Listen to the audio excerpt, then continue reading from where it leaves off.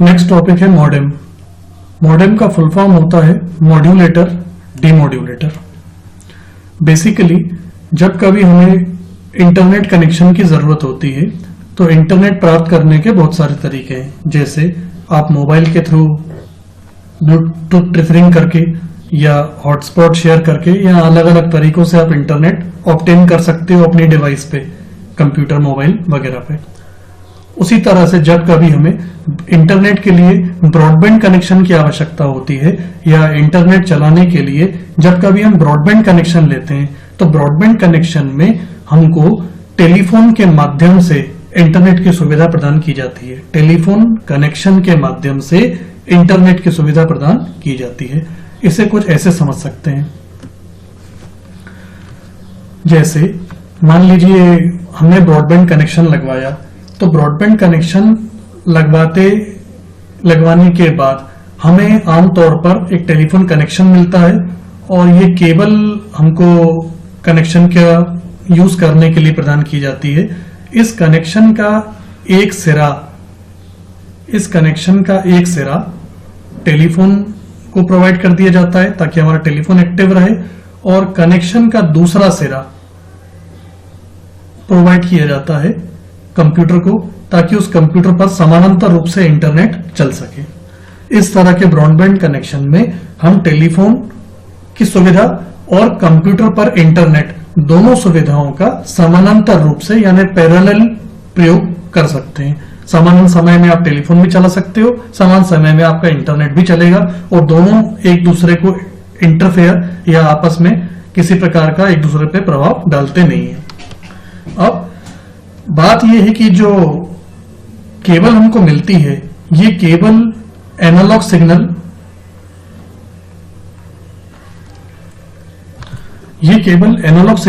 Transfer करती है। जो टेलीफोन कनेक्शन को लाइन प्रदान की जाती है वो यूजुअली एनालॉग सिग्नल प्रदान करती है। एनालॉग सिग्नल के फॉर्म में ये यहां तक आती है, लेकिन समस्या ये है कि कंप्यूटर सिस्टम डिजिटल सिग्नल पर आधारित होता है। कंप्यूटर सिस्टम बेस्ड होता है डिजिटल सिग्नल पे और इसमें आने वाला डेटा या यहां से जाने वाला डेटा या जो डेटा को ये प्रोसेस करता है वो हमेशा और हमेशा डिजिटल फॉर्म में ही होता है। कभी भी कंप्यूटर सिस्टम यूजुअली डेटा को एनालॉग फॉर्म में प्रोसीड नहीं करता है। तो बात यह है कि इंटरनेट से जो डेटा हमें प्राप्त हो रहा है यूजुअली वो डेटा एनालॉग फॉर्म में आ रहा है और कंप्यूटर सिस्टम यूजुअली डील करता है डिजिटल सिग्नल को। तो अब इन दोनों के बीच में कोप अप कैसे हो, किस तरह से इन दोनों के बीच में सामंजस्य बैठे, तो उस परिस्थिति में यहां पर बीच में हमको एक डिवाइस लगानी होगी और वो डिवाइस होगी मॉडेम। मॉडेम ड्यूल वर्क करता है। ड्यूल वर्क का मतलब कि जब भी कभी मॉडेम को इस तरह से एनालॉग सिग्नल प्राप्त होंगे तो ये एनालॉग सिग्नल को परिवर्तित कर देता है डिजिटल में। ठीक उसके विपरीत जब कभी कंप्यूटर डिजिटल सिग्नल इसको देगा मॉडेम को तो ये वापस उसे कन्वर्ट कर देगा एनालॉग सिग्नल में। यह कहा जा सकता है कि मॉडेम टेलीफोन लाइन और कंप्यूटर दोनों के बीच में डेटा ट्रांसफर करते समय डेटा के कन्वर्जन का काम करता है। यानी टेलीफोन लाइन के रूप में जब कभी डेटा एनालॉग सिग्नल के रूप में आएगा तो ये उसे परिवर्तित कर देगा डिजिटल में, और जब कभी कंप्यूटर रिप्लाई अपना देगा या डेटा देगा तो स्वाभाविक है वो डिजिटल फॉर्म में देगा, ये वापस उसे परिवर्तित कर देगा एनालॉग सिग्नल में। इस कार्य प्रणाली को देखते हुए इसे मॉड्यूलेटर डीमॉड्यूलेटर कहा गया है, यानी मॉडेम कहा गया है। मॉडेम एक ऐसी हार्डवेयर कंपोनेंट है। It is a hardware component that allows a computer or another device such as router or switch to connect to the internet. जो कंप्यूटर या उसके जैसे अन्य डिवाइसेस जैसे मोबाइल इत्यादि को इंटरनेट से कनेक्ट करने में हेल्प करता है। It converts or modulates an analog signal from a computer cable to digital data. ये टेलीफोन या केबल वायर के एनालॉग सिग्नल को डिजिटल में परिवर्तित करने का काम करता है। सिमिलरली समान रूप से ये डिजिटल डेटा को एनालॉग सिग्नल में भी कन्वर्ट करने का काम करता है। नेक्स्ट टॉपिक है टाइप्स ऑफ नेटवर्क। इसमें सबसे पहले हमको नेटवर्क को समझना होगा। जब कभी इंफॉर्मेशन का गिव एंड टेक करने के लिए, सूचनाओं का आदान प्रदान करने के लिए दो या दो से ज्यादा डिवाइसेस जैसे कि कंप्यूटर्स, मोबाइल वगैरह को आपस में कनेक्ट किया जाता है ताकि उनके बीच में सूचनाओं का आदान प्रदान हो सके, तब उस समय जो स्ट्रक्चर डेवलप होता है, जो संरचना विकसित होती है, वो संरचना कहलाता है नेटवर्क।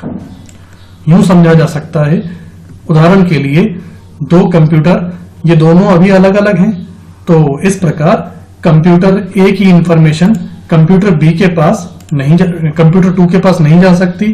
ठीक उसी तरह कंप्यूटर 2 की इंफॉर्मेशन कंप्यूटर 1 के पास नहीं जा सकती। लेकिन यदि हम चाहें कि दोनों कंप्यूटर एक दूसरे की सूचनाओं का आदान प्रदान कर सकें या आपस में सूचनाओं को शेयर कर सकें, तब उस परिस्थिति में हमें इन दोनों कंप्यूटर्स को आपस में कनेक्ट करना होगा। कनेक्ट करने के लिए हम वायर्ड पद्धति यानी केबल का भी प्रयोग कर सकते हैं और कई तरह की अलग अलग वायरलेस पद्धतियों में से किसी एक पद्धति जैसे इंफ्रारेड या ब्लूटूथ का भी प्रयोग कर सकते हैं। खैर, कनेक्शन का प्रकार कोई भी हो, वो वायर्ड हो या वायरलेस हो, जब दो कंप्यूटर्स या इस तरह से दो डिवाइसेस आपस में कनेक्ट हो जाएंगी, तब जो ये कंप्लीट स्ट्रक्चर डेवलप होगा, तब जो ये कंप्लीट संरचना डेवलप होगी, उस संरचना को उस परिस्थिति में कहा जाएगा नेटवर्क। तो सूचनाओं का आदान प्रदान करने के लिए विकसित की गई संरचना, जहां दो या दो से ज्यादा डिवाइसेस एक दूसरे से कनेक्टेड हों, उस संरचना को नेटवर्क कहा जाता है। अब बात करते हैं टाइप्स ऑफ नेटवर्क की, यानी नेटवर्क के प्रकार की। नेटवर्क को बेसिकली दो कैटेगरीज में डिवाइड किया गया है। पहली कैटेगरी का नाम है पीयर टू पीयर नेटवर्क।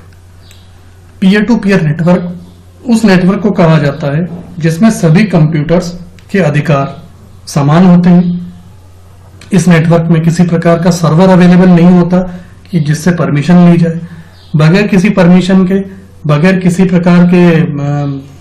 किसी प्रकार के असमानता के डेटा को एक कंप्यूटर से दूसरे कंप्यूटर पे या एक डिवाइस से दूसरे डिवाइस पे ट्रांसफर किया जा सकता है। A network of computers configured to allow certain files and folders to be shared with everyone or with selected users। एक ऐसा नेटवर्क जहां पर सभी कंप्यूटर समान रूप से समानता पूर्वक अपने डेटा को एक दूसरे को आदान प्रदान कर सकते हैं। जैसा मैंने बताया कि सर्वर की उपलब्धता नहीं होने के कारण किसी प्रकार की कोई परमिशन लेने की आवश्यकता नहीं होती, और क्योंकि सर्वर अवेलेबल नहीं है तो इस प्रकार के नेटवर्क की लागत भी बहुत कम होती है। सामान्य परिस्थितियों में आमतौर पर किसी ऑफिस में, इंटरनेट कैफे में इसी तरह के नेटवर्क का प्रयोग किया जाता है जिसमें किसी प्रकार के सर्वर की उपलब्धता नहीं होती है। नीचे इस डायग्राम में 4 सिस्टम्स दिखाए गए हैं। चारों सिस्टम्स के अधिकार समान हैं और वो एक दूसरे को डेटा को ट्रांसफर करने में समर्थ हैं, और बीच में कोई भी सेंट्रलाइज्ड सर्वर की उपस्थिति नहीं है।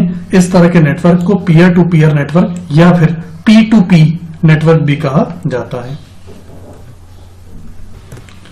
अगला नेटवर्क है क्लाइंट सर्वर आर्किटेक्चर नेटवर्क। इस तरह के नेटवर्क में कंप्यूटर्स के अलावा एक अधिक शक्तिशाली कंप्यूटर का प्रयोग किया जाता है, जिसे आमतौर पर सर्वर के नाम से जाना जाता है।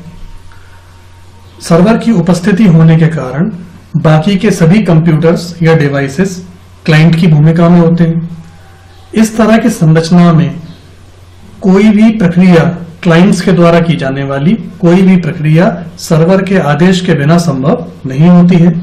इस संरचना में कोई भी प्रक्रिया या डेटा ट्रांसफर से पहले सर्वर की अनुमति लेना आवश्यक होता है। उदाहरण के लिए अगर हम मोबाइल नेटवर्क की बात करें तो हमारे पास, आपके पास जो मोबाइल कनेक्शन है, जो सिम हमारे पास अवेलेबल है, यूजुअली वो एक क्लाइंट की भूमिका में है।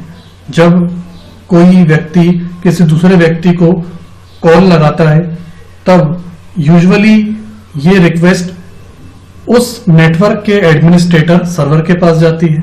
सर्वर बैलेंस को चेक करता है या और भी जो भी उसको एंट्री गेट्स चेक करने होते होंगे वो उन सबको चेक करता है। चेक करने के बाद जब उसे सब कुछ ठीक लगता है तो वो कॉल को, जिस व्यक्ति को कॉल किया गया है, उसको ट्रांसफर करने की अनुमति हमारे क्लाइंट को या हमारे मोबाइल को या हमारे मोबाइल की सिम को दे देता है।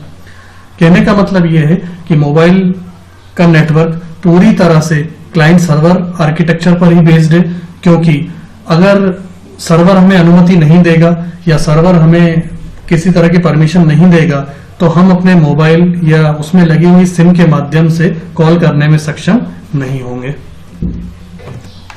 A computer network in which one centralized powerful computer called a server is a hub to which many less powerful personal computers or workstations called clients are connected।